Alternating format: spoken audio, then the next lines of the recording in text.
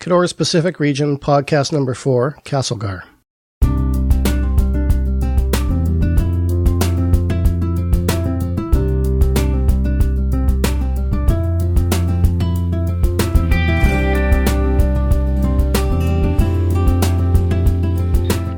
West Kootenay Regional Aerodrome is located in Castlegar, which is southeast of the south end of Lower Arrow Lake at the confluence of the Kootenay and Columbia rivers.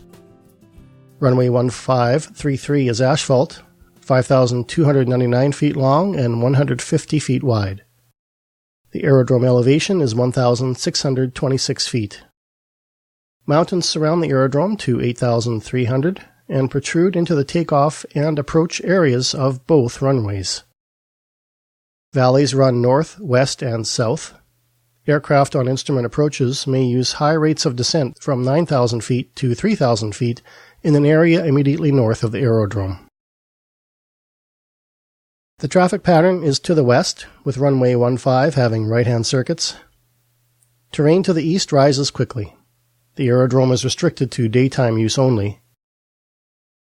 The aerodrome is in a Class Echo control zone within 5 nautical miles to 5,500 feet, which is within a control area extension having a 700-foot AGL floor.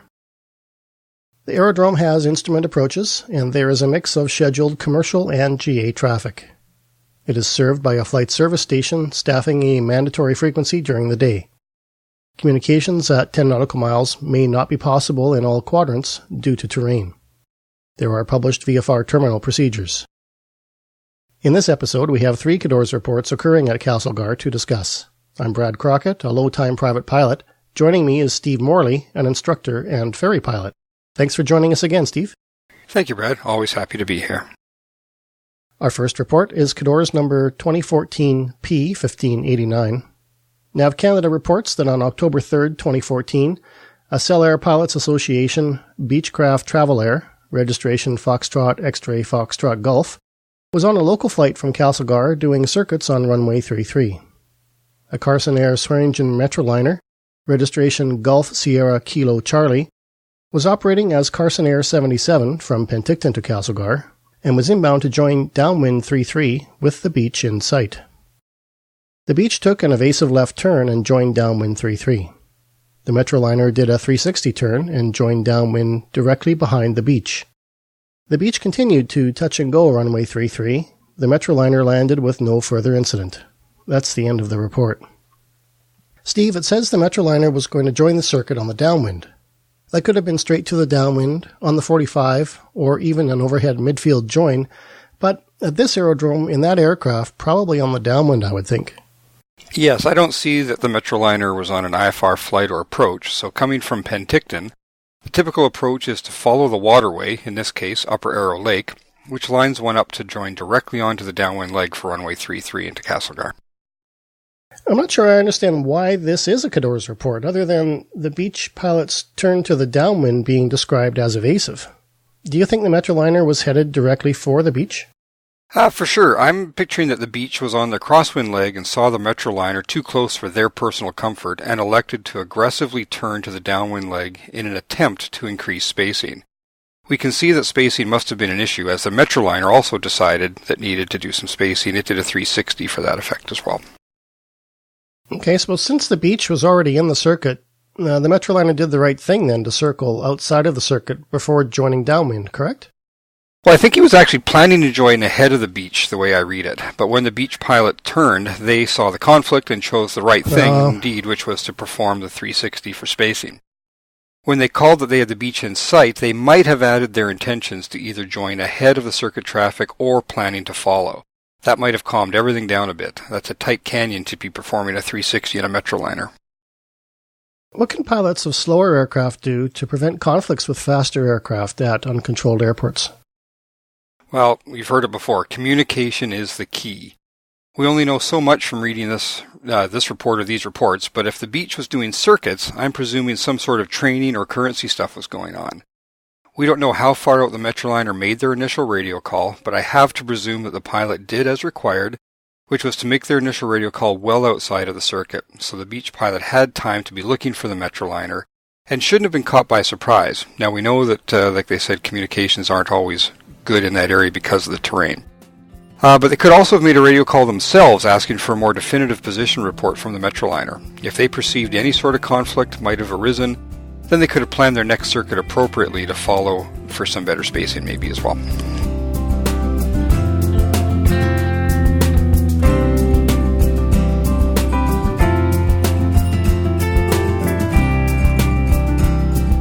Our second report is Cador's number 2015 P0638.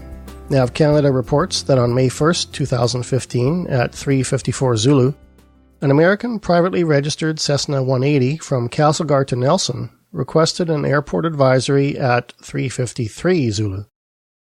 The flight service station advised the pilot that twilight at the airport was at 3:42 Zulu and provided the advisory. The aircraft then departed at 3:54 Zulu. That's the end of the report. The CFS entry for some airports have the recommendation that only pilots familiar with the local area use the airport during hours of darkness. But Castlegar's different. What's so special about Castlegar, Steve? Well, Castlegar is a terrific airport, but it comes with some major challenges. For instance, the ILS is configured at a 5-degree slope instead of the standard 3 degrees. It's tucked in at the junction of 3 valleys, so even with all the hazard beacons that they have in place, the decision was still made to make it a daylight-only airport except for the case of emergencies. As you read earlier, the caution section of the Canada Flight Supplement states, there's mountains surrounding the airport and protrude into the takeoff and approach areas of both runways. There's a power line 40 feet above ground level which crosses the approach to runway 33, only 1,500 feet from the threshold. It's just not anywhere I'd like to be in the dark, that's for sure. So this looks like a violation of the regs then, right? Well, reading the Cador's report certainly seems like it to me. They mention aviation enforcement at the bottom and further action is required as well. These regulations aren't to be taken lightly. Pilots need to be reading the Canada Flight Supplement or equivalent during their flight planning to make sure they're not going to be in violation. I'm betting that the pilot looked up, saw the fading daylight, and chose to just go anyway. But the airport is down in these valleys, so it gets dark earlier than some may suspect. So he was taking a risk? I feel so, yeah. Flight service hinted that there was something wrong with what this pilot was planning, but didn't come right out and say it. Why is that? Well, we've had discussions in past podcasts about flight service stations, and they are, by definition, an advisory service only. The specialist did everything they were required to do. The pilot processed the information given, and they made their choice. I could also say, though, that I've met some flight service specialists who might have also volunteered the fact that the airport was only usable during daylight operations only, and that if the pilot elected to depart, they would be required to file a report. There might have been some grumbling on the radio, or the pilot may have left anyway, but the flight service specialist would have given the pilot another out and removed any ambiguity about whether they were legal or not.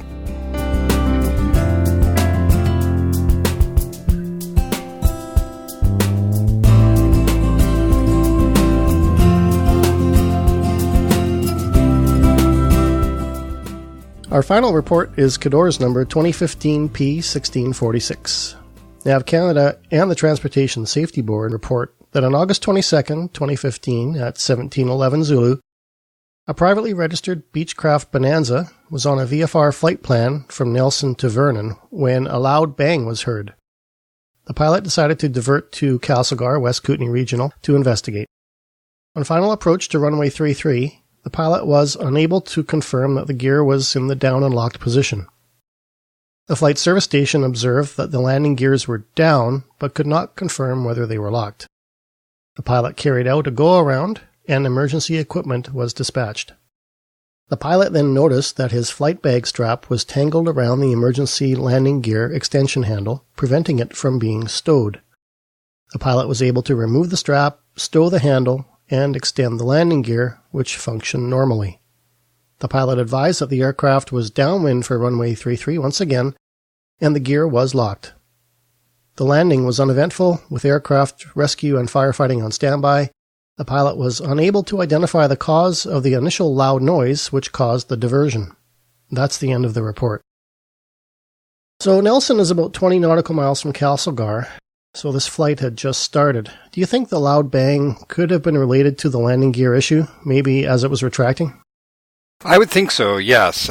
Many might think why not just circle and land back at Nelson, but Nelson is unmanned, and the pilot would have known that Castlegar had at least a flight service station and the emergency equipment there, just in case it was needed. My first thought upon reading this report was a gear door coming off, or maybe banging against the locking mechanism, something like that. After flight service reported that the gear was down, had the pilot elected to land at that point, the outcome could have been a lot different. This seems like good decision-making, would you agree? Oh, definitely. Until those fuel needles are at zero, you always have more time to investigate any problem and apply your pilot decision-making skills to it. It was a good job by the pilot to stop and look around at what might be causing the issue, then rectify it. I'm also glad that they didn't just decide to cycle the gear and continue on their cross-country, but landed it anyways and investigated everything thoroughly on the ground. With all the handy gadgets available to us these days, what can we do to keep the flight deck uncluttered? Well, it's more of an issue of people and their habits than anything else, to be honest. We all get distracted at times, and it's easy to just toss a bag in the back and blast off. We pilots are trained to use checklists for everything, whether it's printed or memorized, and we need to read that line about stowing equipment and gear a little more closely. A mental process of what could happen to this in flight is a great way to look at everything we put on board our aircraft. Also, what about if I experience unexpected turbulence? Even a dropped pen can ruin your whole day if things get really bouncing around in an airplane. That's it for this episode. You can reach the podcast by email at pacific@cadores.ca. Steve, how can people reach you? The best way is by email, which is steve@visions-fs.com. Thank you, Steve. Thanks, Brett. And thank you for listening as we take advantage of our license to learn. Please note that for the most part, Transport Canada Cadores reports contain preliminary, unconfirmed data which can be subject to change. This podcast is provided by cadores.ca, not by Transport Canada or any other government agency.